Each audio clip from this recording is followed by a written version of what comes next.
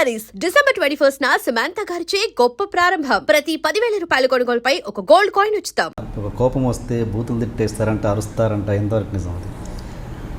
అది ఎందుకు కంట్రోల్ చేసుకోలేరు మీరు? నేను నన్ను జనరల్గా ఏమంటారంటే మా వాళ్ళు,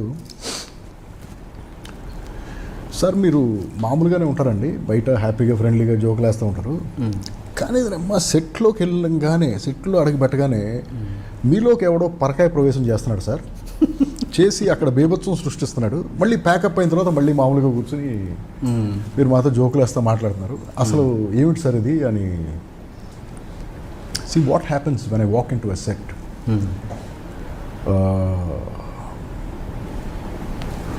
I don't think of anything else except my shot. This is my character flaw. నా క్యారెక్టర్ ఫ్లో ఏంటంటే 100% ఇన్వాల్వ్మెంట్తో నేను డైరెక్ట్ చేస్తాను. 100% ఇన్వాల్వ్మెంట్, అది నేను అందరి దగ్గర నుంచి ఎక్స్పెక్ట్ చేస్తాను. ఎగ్జాక్ట్. బట్ నా అంత ఇన్వాల్వ్మెంటు అవతల ఇవ్వలేకపోవచ్చు కదా. ఇప్పుడు నేను ఒక షాట్ పెట్టాను, కెమెరామెన్కి ఇది షాట్ అని చెప్పాను. ఈ షాట్ అని చెప్తే when I come back I expect it at its best, perfection.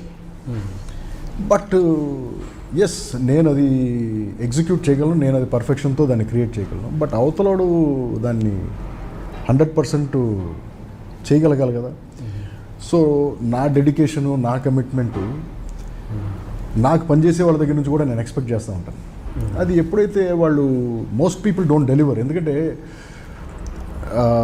దాన్ని వాళ్ళు జాబ్ లాగానే ట్రీట్ చేస్తున్నాడు అవతలడు. ఇప్పుడు వాడి సొంత ప్రోడక్ట్ కాదు కదా ఇది, this is my baby, but that is not his baby. అలా పనిచేసేవాళ్ళు చాలా తక్కువ మంది దొరుకుతారు సార్. సో ఎప్పుడైతే they don't deliver, I get angry.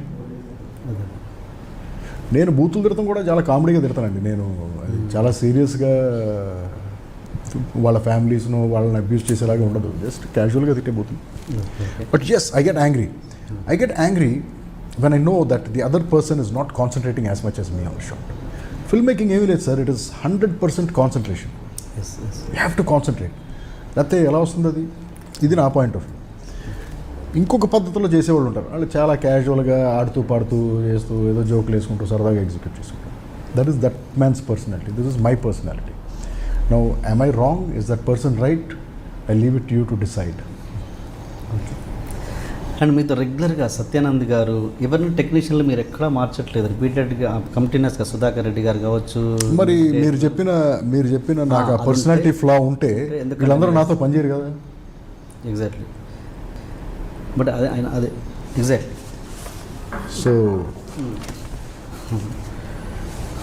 Okay. And అంటే మీకు ఎప్పుడు అంటే ఒక ఫ్రెష్నెస్ కోసము టీంని మార్చుదామని కూడా ఎప్పుడు అనిపించలేదు? వాట్ ఈస్ ఫ్రెష్నెస్ అమ్మా? ఇఫ్ మనం అనుకునే ఐడియాలో ఫ్రెష్నెస్ ఉండాలి. అదే ఎప్పుడైతే మనం అనుకునే ఐడియాలో ఫ్రెష్నెస్ ఉందో మిగతా ఫ్రెష్నెస్ అంతా ఆటోమేటిక్గా వచ్చేస్తుంది కదా దాంట్లో. మీరు ఇండస్ట్రీ ఇప్పటి వరకు ఈ కెరీర్ మొత్తంలో బాగా బాధపడ్డ సంఘటన, అది ప్రొఫెషనల్గా కావచ్చు, పర్సనల్గా కావచ్చు? బాగా అంత బాధపడ్డ అదే చిన్న చిన్న చిన్న ఎక్కడ ఏదైనా అవమానాలు కావచ్చు, లేకపోతే ఏడ్చిన సందర్భాలు కావచ్చు, లేకపోతే చాలా పెయిన్ వచ్చిన సందర్భాలు కావచ్చు. Because of my personality or whatever, నేను దేంట్లో ఎఫర్ట్ పెట్టినా I try to put in 100%. ఏ సినిమా చేసినా, whether it is my film, బయట వాళ్ళ సినిమా అయి ఉండొచ్చు, there is no doubt about this. 100% effort. నేను 100% ఎఫర్ట్ పెట్టినప్పుడు when people cheat me for money, for all the hard work I put in, I work for a remuneration. Remuneration ఏంటి? It is my livelihood, the money I use to take care of my family or what ever.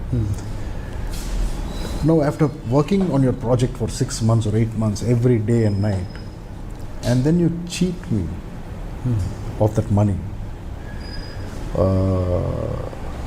I feel very bad. Feel very bad, yeah.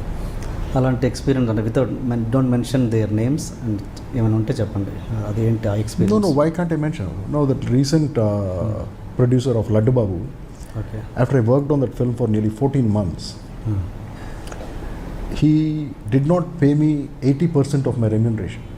ఎందుకు తీసుకోలేదంటే, నేను ముందే తీసేసుకుంటే ఇతను ఏమన్నా సినిమాకి ఇబ్బంది పడతాడా డబ్బులకి అని చెప్పి, I was the last to get paid. Last day release day before రోజు ఫస్ట్ టైం నన్ను ఆ నైట్ అంతా ల్యాబ్లో కూర్చోబెట్టి నా దగ్గర డబ్బులు లేవని చెప్పి ఫైనల్గా ఎవరో ఏదో చెప్పారని చెప్పేసి ఇదిగో I will give you this piece of land మీకు సైన్ చేసి ఇచ్చేస్తానని చెప్పేసి ఎక్కడి నుంచో ఒక డాక్యుమెంట్ తెప్పించి ఈ సైన్ దట్ ఆ రోజు నైట్ నాకు అదేదో ఆ ల్యాండ్ నాకు ఇచ్చేసినట్టు రెమ్యూనరేషన్ కింద.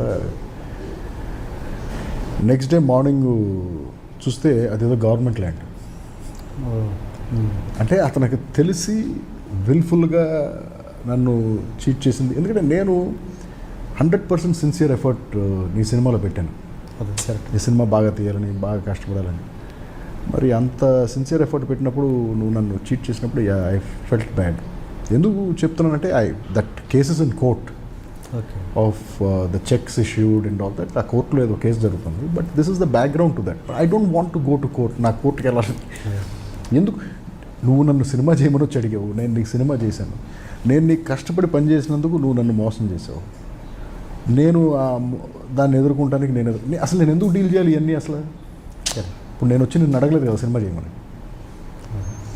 So that was one instance where I felt very bad, very bad.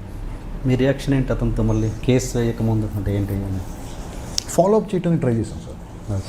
Sir ఏమిటి సార్ ఇది ఏదో గవర్నమెంట్ ల్యాండ్ ఇచ్చారు, చెక్కులు ఇచ్చారు, చెక్ బ్యాంకులు వేసుకోండి సార్, ఇప్పుడమ్మా అప్పుడమ్మా, ఇంకొక 3 నెలలమ్మా, 6 నెలలమ్మా. ఫైనల్గా నాకు కోర్టులో ఎందుకు కేసు వేయాల్సి వచ్చిందంటే, మనకి తెలిసిన వాళ్ళు ఎవరో సార్ మీరు ఇది యాక్షన్ ఏమి తీసుకోకపోతే ఈ చెక్స్ ల్యాప్స్ అయిపోతాయంట, తర్వాత ఉంటామంటే సరే 3 చెక్కులు ఇస్తే ఏదో ఒక చెక్ ఏదో బ్యాంకులో వేసి దాని మీద. బట్ వై ఎందుకు ఇదంతా అసలు? నాట్ నెసరీ కదా. దీని నుంచి మీరు నేర్చుకున్న గుణపాఠం ఏంటి? Don't trust anyone. ఎవరిని నమ్మద్దు. బట్ అలాగని చెప్పేసి నేను కంప్లీట్గా నమ్మకం లేకుండాను పనిచేయలేము. This that kind of a business. కొంచెం జాగ్రత్తగా ఉండాలి. ఫ్యూచర్లో ఇలాంటి వాళ్ళు కూడా ఉంటారు అని చెప్పి నెక్స్ట్ నుంచి ముందే రెమ్యూనరేషన్ తీసుకోవాలి అలా. అండ్ మీ సినిమాలకు మీరు ఎక్కువగా ఆడియో ఫంక్షన్స్ చేరు, ప్రెస్ మీట్స్ పెట్టారు. ఏంటి రీజన్? దాని పర్టికులర్ రీజన్ ఏమైనా ఉందా? I find it very boring brother. Boring audio function. అసలు ఆడియో ఫంక్షన్ మొన్న ఏదో ఆడియో అసలు కూర్చోలేకపో. యాంకర్ వస్తుంది, ఏదో మాట్లాడుతుంది, వాళ్ళు వచ్చారు వీళ్ళు వచ్చారు అంటారు, మనం అటు ఇటు తల తిప్పే సరిపోతుంది. తర్వాత సడన్గా ఇప్పుడు ఒక పర్ఫార్మెన్స్ అంటారు, ఎవరో వచ్చేదో డ్యాన్స్ చేస్తూ ఉంటారు.